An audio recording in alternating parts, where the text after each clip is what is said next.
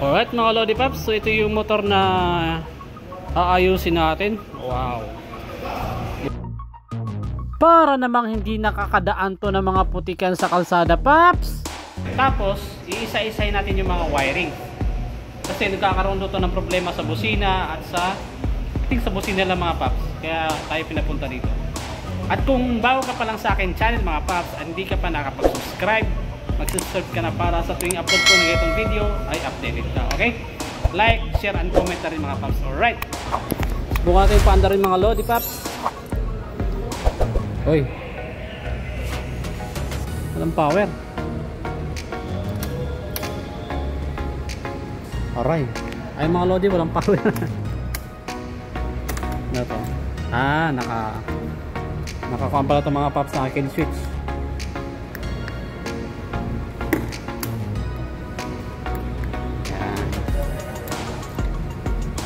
Okay, so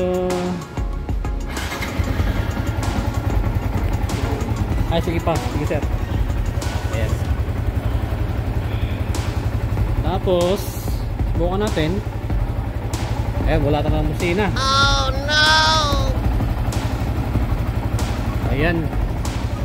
So signal light, okay naman. Kabila. Okay. Tapos passing, meron naman passing mga Lodi. Hazard,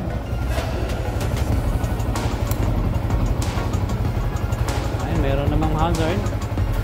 Busina lang. Okay, so babaklasin natin yung mga Paps. Dito natin makikita yung wiring dito kung anong naging problema. Okay, good morning mga ka-light modifier. God is good all the time, and all the time God is good. So sa mga nakaraang motovlog natin mga Lodi Paps, tinampok natin yung dating FTI, ngayon ay naging South Arcana. At yung dating dagat-dagatan ng basura doon sa Rojas Boulevard, ngayon naging tourist attraction pa. At sa umagang ito, magsiservice tayo dito sa MOA 5th floor parking area. Ito troubleshoot natin mga Lodi Paps yung Yamaha Sniper 150 kung ano nga ba ang problema. So kahit medyo maulan, kahit basa yung kalsada, basta para sa ekonomiya. O tara mga Lodi Paps, let's go!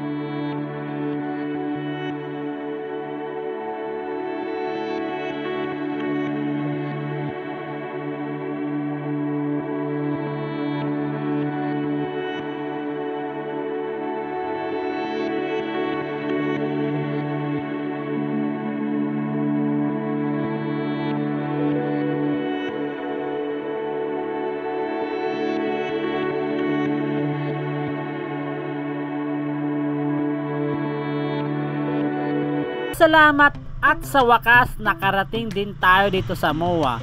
At dahil hindi ko alam yung North Parking mga Paps, ask natin si Sir. Sir, tanong lang, yung North Parking ito? Saan yung parking niya sir? Ito sa taas? Oo. Dito kakanan ako dyan? Okay. Thank you.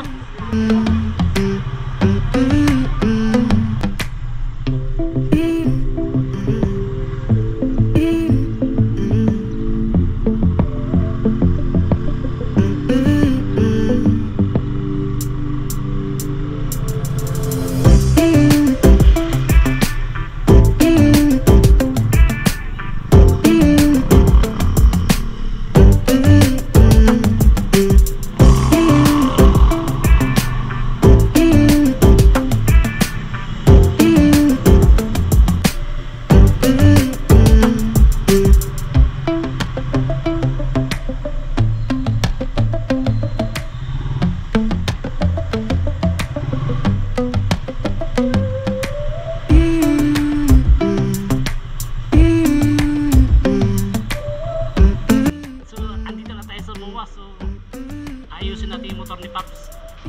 Nagpa-home service kasi sa mga Lodi. Wala kasing time si Paps na makapunta sa shop. Ang usapan talaga namin ni Paps, sa third floor parking area kami gagawa. At dahil walang extension doon mga Paps para sa kuryente na gagamitin natin, lipat tayo dito sa 5th floor parking area. Kaso pag akyat ko, boom! Napakalawak pala ng parking dito mga Paps. Hindi ko alam kung saan ko siya hahagilapin. Okay, so dandahan lang tayo mga Paps.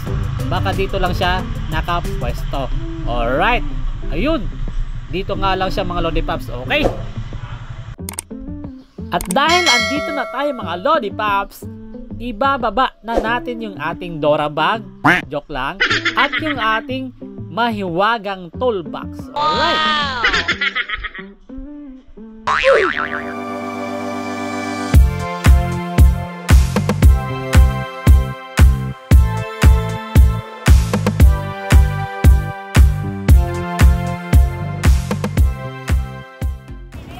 Alright mga Lodi Paps, so na-compact horn pala tong motor na to. Medyo malakas to sa battery. So ngayon, i-check natin yung pinaka main line. Baka dito yung problema. So, tsaka yung switch. Yung buong wiring mismo mga Lodi Paps.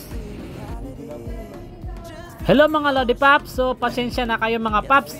Hindi ko po talaga mapapakita kung ano yung step by step na troubleshooting na ginawa ko dito sa Sniper 150. Wala kasi tayong tagahawak ng camera.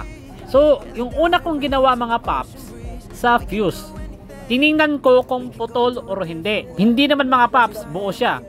And then, ang sunod kong pinuntahan, from fuse to relay, yung pin number 30.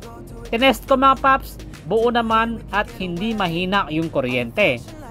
So, wala ako ibang conclusion. Kaya, dumiretso na ako sa pinaka output wire ng busina, yung pink at brown. So tinest ko ang brown dahil yung brown is positive yan.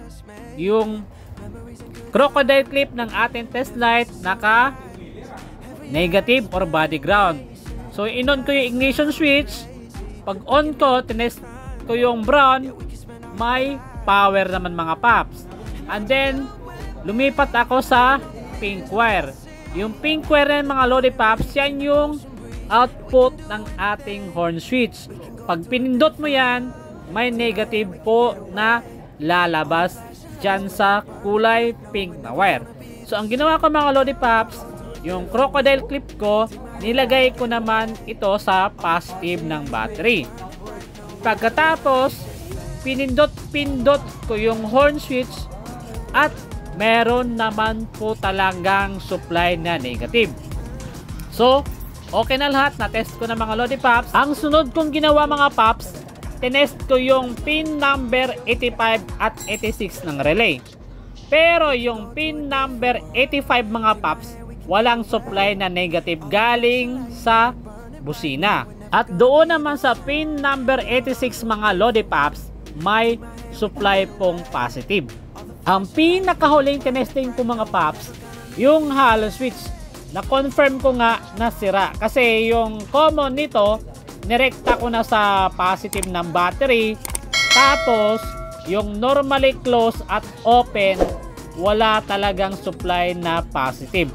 So, confirm, ito yung sira. At para ma-prove ko talaga mga Paps na sira yung hollow switch, ang ginawa ko mga Lodi Paps, yung wire ng stock horn sa Sniper 150, yung brown wire nilagay ko sa pin number 86 ng relay ng loud horn sa compact horn mga Paps.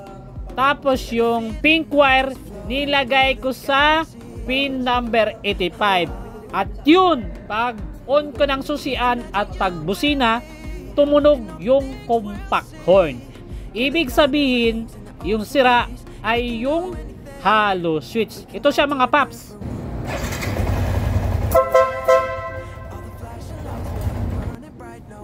Baka magtanong kayo mga Lodi Paps, bakit ganun? Nasira lang yung hollow switch, ayaw nang gumana yung stock horn tsaka compact horn. Ganito kasi yan mga Lodi Paps. Ang wiring setup dito sa Sniper 150, yung pink wire or pinaka-output ng busina, pinadaan yan sa hollow switch. Once nasira or defective na yung hollow switch na kinabit para sa dual contact horn, ni stock horn at loud horn hindi po talaga tutunog. Kasi bago dumating sa trigger ng relay, dumaan muna ito sa hollow switch. Kaya kapag sira yung hollow switch, hindi po talaga tutunog yung stock horn or loud horn ninyo. Alright, Lodi Paps, so yung may problema, itong switch na ito mga Paps, hindi na siya nagko-contact sa loob. So no choice tayo, kaya papalitan natin siya. I-share ko lang mga Lodi Paps, sa pagkakabit ko ng dual contact horn, may 4 na paraan po tayo. Kung gusto nyo matutunan yung mga Paps, puntahan mo na lang yung link sa aking description box. Dito sa video na ito mga Paps, puntahan mo yung description box. Andun po yung link para sa 4 na pamamaraan para sa pagkakabit ng dual contact horn. Or pwede nyo akong i-PM sa aking messenger or i-text mga Paps. Maraming salamat mga Lodi Paps. So ayun mga Lodi Paps. So yung lumang hollow switch Lodi, pinalitan natin ng bago. So ito na siya. So working na siya mga Lodi Paps. Ito ngayon may problema. Okay. So yun mga Paps, nakahinang na lahat yan para iwas lost contact. Okay. Tapos yan, babalutin na natin to ng electrical tape. Tapos balik natin yung kaha and then testing. Alright.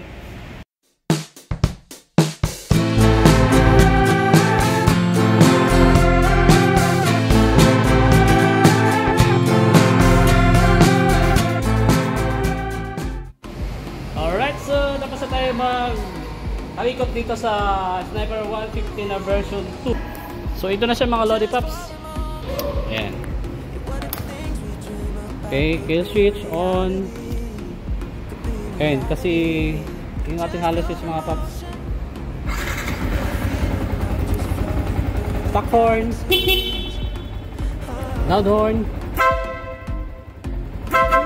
Alright, so yan po yung ating troubleshooting dito sa MOA Pasay. Right, home service tayo mga Lodi Paps.